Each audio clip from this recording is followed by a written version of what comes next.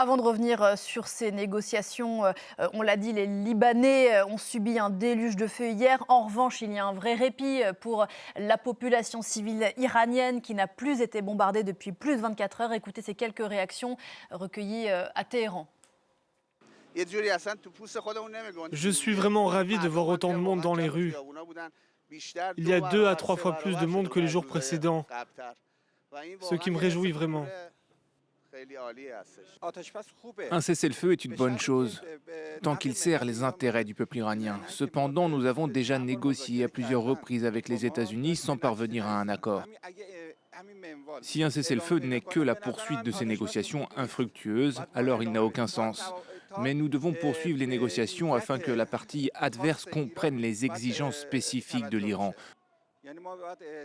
Toutes les conditions proposées par l'Iran doivent être mises en œuvre. Ce n'est que dans ces circonstances qu'un cessez-le-feu sera une bonne chose. Toutes les conditions proposées par l'Iran doivent être mises en œuvre. David Delos, 17 Iraniens qu'on vient d'entendre à l'instant. C'est précisément là que le bât blesse. Est-ce qu'on est d'accord sur les termes des négociations alors qu'on est censé commencer à se parler demain entre Iraniens et Américains?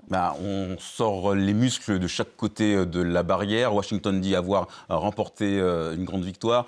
Téhéran dit la même chose. Mais si Téhéran n'a pas vraiment gagné, on ne peut pas dire que la République islamique n'a pas vraiment perdu non plus. L'Iran ne dispose plus de l'arme atomique, mais le régime tient le monde en respect avec l'arme économique. La paralysie du détroit d'Ormuz continue de perturber la chaîne d'approvisionnement en pétrole. Même si les cours du baril ont baissé à l'annonce de la trêve, les marchés sont toujours très nerveux. Autre point, pour Téhéran, après 40 jours de guerre, le régime est encore là, affaibli, certes, c'est vrai, probablement en train d'évoluer avec l'émergence de nouvelles têtes, mais il n'est pas tombé. Certains évoquent sa chute à moyen long terme en prédisant une éventuelle révolte populaire, mais force est de constater que les Iraniens n'ont pas réussi à se soulever. Au contraire, ils subissent une vague de répression encore plus forte. Le régime en profite au point d'avoir des prétentions qui peuvent paraître irréalistes, en tout cas sur le papier. Le plan en 10 points présenté à Donald Trump exige l'abrogation de toutes les résolutions du Conseil de sécurité et de l'AIEA à l'encontre de l'Iran, mais également le versement d'une indemnisation